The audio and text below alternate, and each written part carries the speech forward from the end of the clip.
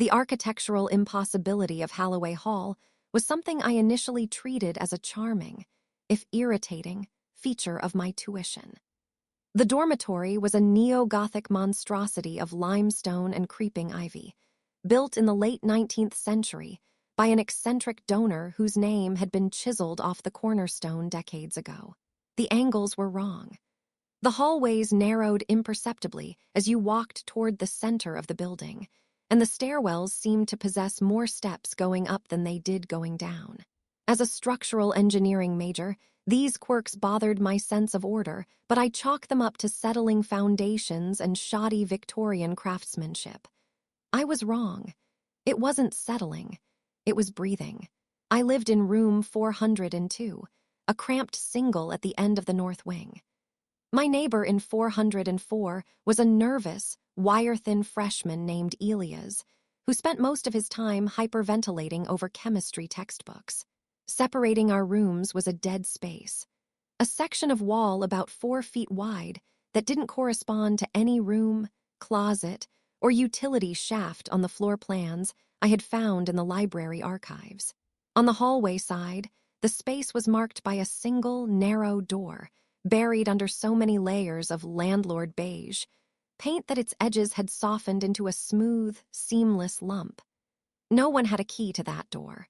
The resident advisor, a burnout named Marcus who smelled perpetually of stale weed and fabric softener, told us it was just an old janitor's closet, sealed off due to asbestos. "Don't pick at the paint," Marcus had warned us during move-in week, eyes glassy. "Old buildings have old lungs, you don't want to breathe what's in there." But Elias heard things. It started in late October, right around midterms. I was up at 3 a.m., fueled by lukewarm energy drinks and the fear of a looming statics exam, when a frantic pounding on my wall made me jump. I went into the hallway. Elias was standing outside his door, shivering in his boxers.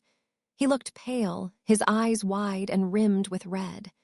"It's the closet," he whispered, pointing a trembling finger at the painted-over door between our rooms. "It's humming." I listened.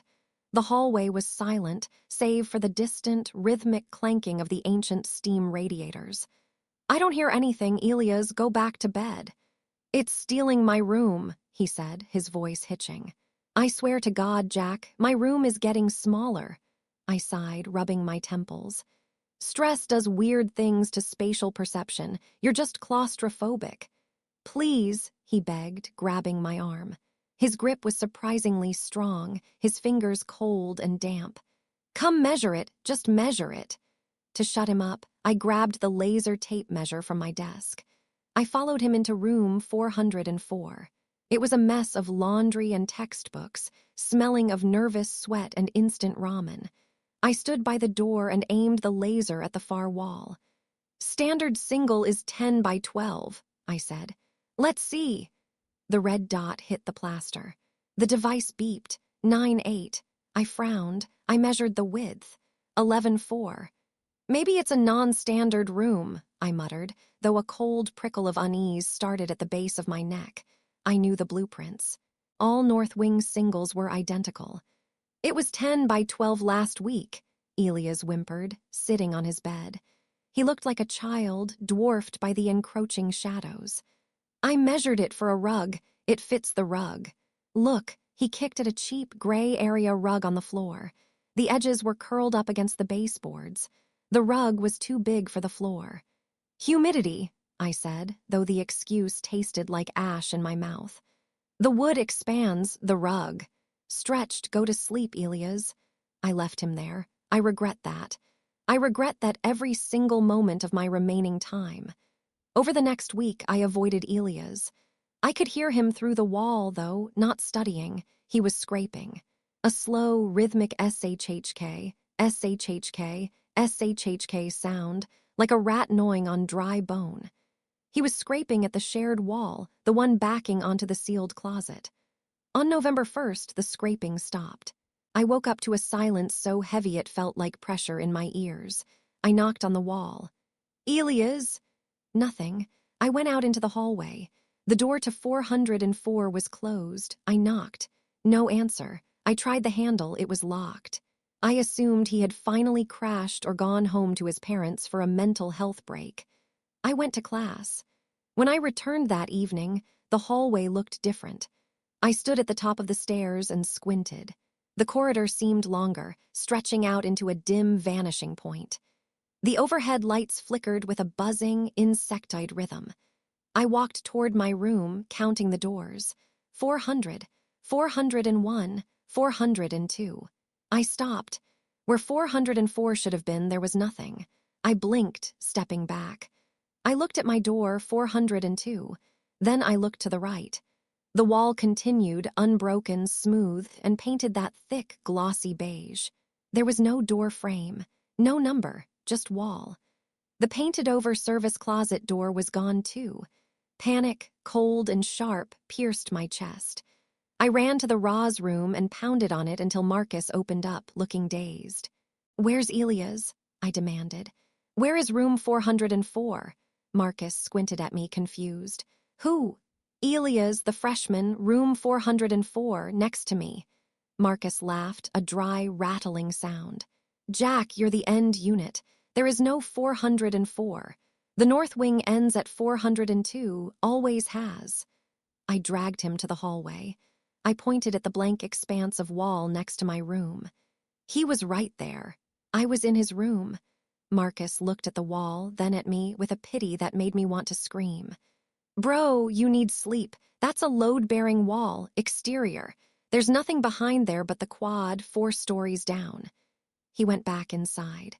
I stood alone in the hallway. I placed my hand against the wall where Elia's door had been. The paint was warm, not room temperature warm, biological warm. It felt slightly soft, like skin pulled taut over muscle. And then I felt it, a vibration, a low, thrumming purr, digestion. I ran into my room and locked the door. I grabbed my laser measure. I aimed it at my far wall. 9:11. My room had lost an inch. I didn't sleep that night.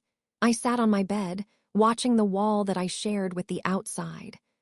I realized then that the secret of Halloway Hall wasn't ghosts. It was conservation of mass. The university was prestigious, exclusive. It had a limited number of spots.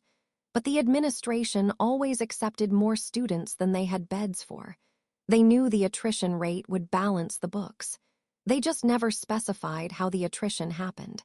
The building was a living organism, a parasitic architectural entity that fed on the student body to maintain its structure. It expanded to welcome us, and when the semester grew cold, it contracted. It metabolized the weak. Elias was gone. He had been processed. His room had been absorbed into the fascia of the dormitory, his matter broken down to repair the cracking masonry, his bones calcified into new drywall. And now, the stomach was shrinking again. Day by day, the encroachment accelerated. By mid-November, my desk no longer fit against the side wall. I had to angle it. The rug Elias had warned me about, my own rug, began to curl up the baseboards. I tried to tell people. I went to the Dean of Housing. She listened to me with a polite, frozen smile, jotting notes on a pad that I could see was blank. She told me to visit the counseling center. She told me the pressures of the engineering program often led to dissociative episodes. As I left her office, I noticed the door frame seemed to pinch my shoulders. I tried to move out. I packed my bags on a Tuesday morning. I opened my door to leave. The hallway was gone. There was just a small, beige vestibule, maybe 3 feet deep, ending in a smooth wall. The number 401 was visible, faintly, beneath layers of fresh paint, like a submerged tattoo. My door was no longer an exit. It was an internal organ, sealed off from the system. I was trapped. I am writing this on the back of my static syllabus. The laser measure says my room is now 6'4" by 8'0". The ceiling has dropped 6 inches. The pressure is immense. The wood of my bed frame is groaning, snapping under the slow, inexorable crush of the walls. The temperature has spiked. It smells of sulfur and copper, stomach acid and blood. The walls are sweating. A thick, clear mucus is seeping from the electrical outlets, dripping down the plaster. It's dissolving the floorboards. I finally understand the noise Elia's heard. It wasn't humming. It was chewing. The grinding of stone against stone, the mastication of space itself. I can hear the person in room 400 now. I can hear her breathing. She's studying. She's humming a pop song. She doesn't know. She thinks the scratching sound is mice. She thinks the humidity is just the old heating system. She doesn't realize that I am the insulation now. I am the thing in the walls. The laser measure just beeped again. 5-0. My knees are pulled to my chest. The desk has splintered, folded in on itself like wet cardboard. The window is gone.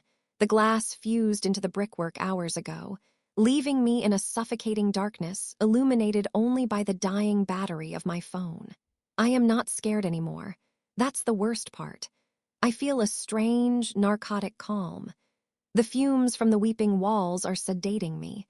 I feel a desire to press myself into the plaster, to become part of the support beam, to hold the roof up for the next generation of students. It feels like a duty, a purpose. The paint on the wall next to me, the wall that was once a door, is bubbling. It looks like a face. It looks like Elia's. His mouth is open in a silent scream, but his eyes are shut, peaceful, sealed under the latex beige. I will be a good addition. My bones are strong. My mind is sharp. I will strengthen the north wing. The walls are touching my shoulders now. The squeeze is gentle, firm, loving. It feels like a hug. It feels like being tucked in. To whoever finds this note, if it ever leaves this room, check your dimensions. Measure your space. If your rug starts to curl, if your furniture feels too big, if the hallway seems to stretch just a little too far, run. Drop out. Sleep in your car. Do not let the architecture hold you. The college requires a sacrifice of body and mind. Tuition is due. The pressure is crushing my ribs. It's hard to breathe. The pen is slipping. I am the foundation. I am the paint. I am Halloway.